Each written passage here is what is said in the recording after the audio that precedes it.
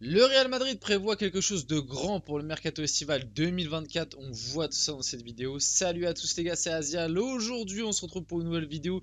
Une vidéo un petit peu actu Real Madrid, les gars. Et oui, aujourd'hui, on va aborder plusieurs sujets autour du Real, avec comme sujet principaux quand même un petit plan qui pourrait se dérouler lors du mercato estival 2024. On le sait, en plus d'une grosse recrue du côté offensif. Voilà, Mbappé, Haaland.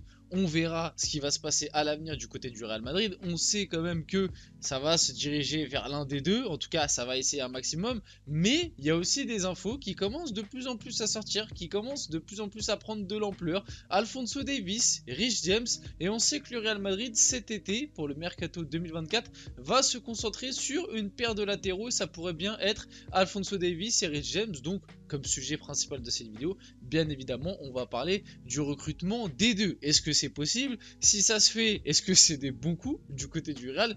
Bon, vous connaissez déjà un petit peu la réponse, je pense, si vous suivez un peu le foot et que vous connaissez le profil des deux joueurs. Mais voilà, il y a pas mal de choses à voir intéressantes dans cette vidéo. Bien évidemment, avant que la vidéo commence, n'hésitez pas à liker, à commenter, à partager et à vous abonner. Ça fait toujours plaisir et ça aide énormément pour le développement de la chaîne. Et puis nous, on peut passer directement au vif du sujet de la vidéo. Bon, commençons quand même. Officiel, Vinicius Junior est élu meilleur joueur de la Liga 2022-2023 au gala AFE. Oui, AFE. Le prix est voté par les joueurs eux-mêmes. Voilà, un petit trophée individuel. Même si Vinicius, on le sait en ce moment, période assez compliquée. Hein, on parlera de sa blessure, je pense, dans une vidéo. J'essaierai de la faire avant le match de Ligue des Champions, parce que là il y aura un match du Real en Liga. Voilà, parler un petit peu du côté des blessures au Real Madrid. On va parler un peu des blessures, parce que c'est vrai que depuis le début de la saison, Madrid, niveau blessures, c'est un peu garni. On parlera un petit peu du médecin qui s'est fait virer, des blessures de Vini, des rechutes d'Arda Güler. Bref, il y a pas mal de choses intéressantes à voir. Camavinga aussi, c'est vrai, Camavinga, Militao, Courtois. C'est vrai que la liste est longue. Bon, en tout cas, mis à part qu'en ce moment, Vinicius traverse une période assez compliquée, du coup physiquement, blessé au début de la saison, et il a rechuté malheureusement très récemment.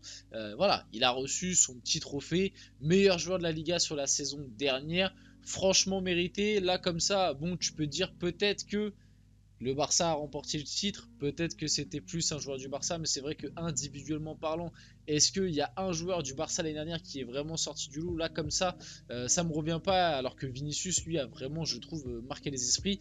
L'année dernière, à chaque fois que je débriefais le Real Madrid, je mettais l'accent là-dessus, je mettais vraiment le point là-dessus pour dire que même s'il y avait encore Benzema la saison précédente, je trouvais vraiment que Vinicius avait déjà pris le leadership de cette attaque, en tout cas du Real Madrid, et que malgré un Benzema qui a fait toujours ses stats, qui faisait toujours ses stats, ses buts, ses passes D, qui était toujours décisif, même si l'année dernière Benzema était pas mal absent aussi pour cause de blessures et physiquement un petit peu plus court qu'il y a 2 ans.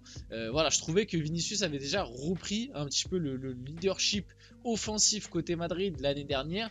Malheureusement, ça n'a pas pu bien on va dire, suivre son cours sur cette saison-là, parce qu'il y a eu cette blessure en début de saison qui a un petit peu freiné dans son élan qu'il était. Et là, malheureusement, il y a la rechute. On verra comment ça va se passer. Une rechute en plus qui va être assez longue, hein, parce qu'on annonce un retour de Vinicius pour à peu près début février, fin janvier. Donc à voir comment ça va se passer. En tout cas, normalement, il devrait être là avant les matchs de Ligue des Champions. Donc on verra bien. En tout cas, il a été nommé meilleur joueur. Endrick, officiel, parlons un peu d'Endrick. Et oui, appelé pour la première fois avec la sélection brésilienne. Endrick qui, lui, va arriver à l'été 2024. C'est sûr, c'est déjà signé depuis un moment. Et c'est vrai que voilà, comme il a été sélectionné avec le Brésil, je trouvais que ça faisait une bonne porte d'entrée pour parler un petit peu du sujet Endrick. Parce que finalement, on n'arrête pas de ressasser, oui, du côté du Real Madrid, il faut un attaquant, il faut un mec qui marque des buts, il nous faut soit Mbappé, soit Haaland. Et bah ça se trouve, ce sera aucun des deux. Ça se trouve, Endrick va arriver du côté de Madrid et Madrid va compter sur lui, même s'il est très jeune. On sait qu'il a un très gros potentiel du côté du Brésil, du championnat brésilien. Il a quand même déjà marqué les esprits. Il est très précoce. Il a battu pas mal de records de précocité et tout. Donc voilà, c'est un joueur très intéressant. Personnellement, je l'ai pas vu jouer avec son club. Je l'ai juste vu lors de sa rentrée, lors du Brésil-Argentine. Vous savez, je l'ai même débriefé sur la chaîne, il est rentré les 20 dernières minutes, si je me trompe pas, les 20-25 dernières minutes. Bon, il a pas, on va dire qu'il n'a pas eu les armes et les spots pour vraiment se montrer, mais tu sens quand même que il y a un petit truc. Le côté numéro 9 qui vient chercher les ballons très très bas, qui est quand même à l'aise de haut jeu, balle au pied, malgré qu'il ait un petit gabarit, mais il est tassé, hein. C'est un tank, hein, parce que quand tu vois, moi honnêtement, je l'avais jamais vu au-delà de, enfin je l'avais jamais vu, on va dire à la télé, quoi. Je l'avais jamais vu en direct dans un match, et c'est vrai qu'à côté des autres joueurs, il est vraiment tanky, hein, déjà pour son âge, parce qu'il a 17 ans, c'est quand même important de le rappeler.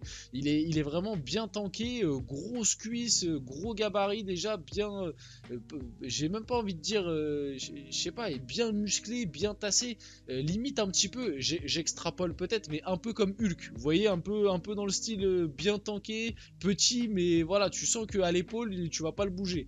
Donc voilà, ça peut être intéressant du côté de Madrid, et ça se trouve, c'est lui qui sera le fameux numéro 9 qui va te marquer les 30-40 buts qu'il te manque actuellement peut-être. Surtout qu'un Vinicius est blessé, etc. Je vais pas me répéter. Donc voilà, ça se trouve, on n'arrête pas de parler d'Mbappé, Haaland qui va venir, etc. Ça se trouve, aucun des deux viendra. Et puis Hendrik s'imposera et deviendra le nouveau R9, je sais pas, du Real Madrid, quelque chose comme ça. Bref, voilà. En tout cas, très précoce, sélectionné avec le Brésil. Il est même rentré, donc c'est quand même prometteur. Nacho Fernandez pense que Jude Bellingham est une des meilleures recrues du Real Madrid depuis bien longtemps. Jude Bellingham a l'ADN du Real Madrid parce que c'est un battant et un gagnant. À chaque séance d'entraînement et à chaque match, il veut gagner et c'est ce que le club exige. Je pense qu'il a commencé de la meilleure façon au Real Madrid en marquant de nombreux buts et en aidant l'équipe tant en attaquant qu'en défense. Il a montré qu'il avait les qualités pour être ici et c'est une grande joie d'avoir ce genre de joueur. Je pense qu'il est l'une des meilleures recrues du Real Madrid de ces dernières années. Est-ce que déjà pour commencer vous êtes d'accord avec ce petit discours de Nacho qui est plutôt flatteur pour Jude Bellingham finalement? Est-ce que c'est l'une des meilleures recrues du Real Madrid depuis bien longtemps? C'est vrai qu'en termes de pur rendement, soyons honnêtes, il y a une stat qui était sortie que le gars, quand même, seul Cristiano Ronaldo en termes de stats, c'est-à-dire but passe D, seul Cristiano Ronaldo avait fait des meilleurs débuts avec le Real Madrid depuis je sais pas combien de temps. Donc c'est vrai que si tu prends ce point de vue-là, bah, finalement Nacho a pas tort. Depuis peut-être CR7 en 2009, c'est peut-être la meilleure ou l'une des meilleures recrues du Real Madrid, en tout cas pour ce qu'il a montré immédiatement, parce que voilà, t'en as eu des grosses recrues quand même ces dernières années du côté de Madrid, Casemiro, Modric, Kroos, etc. Après, je sais pas sur quelle période de temps il parle Nacho, s'il parle que depuis les 3-4 dernières années. Si c'est sur les 3-4 dernières années, ouais, je pense que Bellingham est sûrement la meilleure recrue que le Real Madrid ait pu faire. Si c'est sur les 3, 4, 5 dernières années, après tu as quand même recruté des Alaba, etc. Mais voilà, l'apport statistique qu'a pu te faire un Jude Bellingham en ce début de saison, les points qu'il t'a fait gagner, c'est vrai que c'est quand même super marquant. Plutôt que quand tu achètes un milieu de terrain qui stabilise un peu le truc, comme un Tchouaméni, un Camavinga, ou un défenseur comme un Alaba qui, même s'il est très bon, voilà, quand tu arrives et que t'es normalement au milieu de terrain, que tu joues dans un rôle qui n'est pas forcément le tien en numéro 10, en tout cas pas ton rôle favori on va dire, et que tu claques 11 buts en 12 matchs, oui forcément tu mérites, et je pense que c'est pas déconnant de te comparer à l'une des meilleures recrues du Real Madrid ces derniers temps. Passons, Alphonso Davies souhaite rejoindre le Real Madrid l'été prochain. J'en ai déjà un petit peu parlé dans une vidéo précédente d'Alphonso Davies. Je pense que ça va se faire. Je pense que ça va se faire, et je pense que bien évidemment que ce serait une très bonne recrue pour le Real Madrid, comme d'ailleurs Rich James qui viendrait pour remplacer Dani Carvajal. Le truc idéal, ce serait que quand même Carvajal reste du côté de Madrid, parce que ça je le dis, je le répète, ça fait quand même pas mal d'années que côté latéraux à Madrid c'est très très faible. Enfin, En tout cas, tu as peut-être des fois, à des moments, des bons titulaires. Encore que, à gauche, on l'a bien vu la saison précédente, c'était souvent Kamavinga. Dans les gros matchs, c'est pas son poste de prédilection.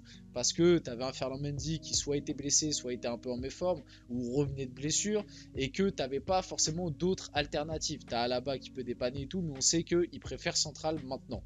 Qu'avec la vieillesse et tout, c'est plus vraiment le Alaba de l'époque.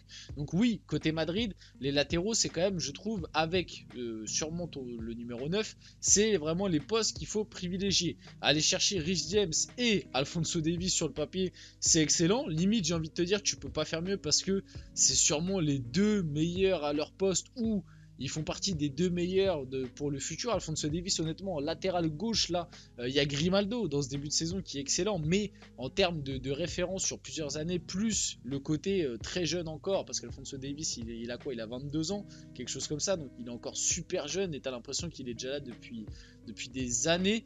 Donc oui, Alphonso Davies en latéral gauche, honnêtement, c'est parfait. Limite, tu peux pas aller chercher mieux. Surtout qu'on l'avait évoqué dans une précédente vidéo, mais le prix demandé par le Bayern ne serait pas excessif parce que Alphonso Davies est en fin de contrat en 2025. Donc si le Bayern ne le vend pas à l'été 2024, ils risqueront de le perdre libre l'année d'après. Et comme Alphonso Davies à l'heure actuelle, lui, est plus chaud pour un départ et donc potentiellement ne pas prolonger, c'est un risque que le Bayern ne peut pas prendre. Et du coup, le Bayern le vendrait pour 40-50 millions, ce qui pour un Alphonso Davies, je trouve, est clairement donné. Limite, d'autres clubs devraient peut-être un petit peu se pencher sur le dossier. Hein. Le PSG, voilà, faire une petite concu Alphonso Davies, Nuno Mendes. Ouais, je trouve que ce serait sympa sur le papier, franchement sur le papier ce serait sympa, je sais pas, voilà, tenter même d'autres clubs, hein. Il y a plein de clubs qui, en termes de latéral, je pense qu'il y a un truc à faire latéral gauche. Enfin bref, et puis du coup, Rhys James, c'est quand même déjà un peu moins probable qu'Alphonso Davies. Alphonso Davies, je pense vraiment que ça va se faire. Si ça reste dans l'état, je pense vraiment que ça va se faire. Rhys James, à l'heure actuelle, ça reste quand même plus une rumeur, un bruit de couloir plus qu'une vraie info. Mais bien évidemment que si le Real arrive à faire un Rhys James, ce serait vraiment incroyable. Après, là, ça risque d'être un peu plus cher. Je vois pas pourquoi Chelsea vendrait Rhys James. Peut-être lui serait intéressé, mais même, je crois qu'il lui reste quand même pas mal d'années de contrat encore. C'est un gars de Chelsea malgré tout, formé au club, tout ça. Donc, ce serait peut-être un petit peu plus compliqué à aller débaucher. Là, tout de suite, tu taperais plus dans les 80-90 millions. Est-ce que le Real va être prêt à lâcher un 80-90 millions pour un Rhys James, à part si vraiment il fait le forcing pour partir? Je suis pas sûr, mais en tout cas, bien évidemment que Rhys James, ce serait excellent. Et pour finir, même une petite rumeur, Jamal Musiala s'est fixé comme objectif de remporter le Ballon d'Or et la Ligue des Champions rapidement.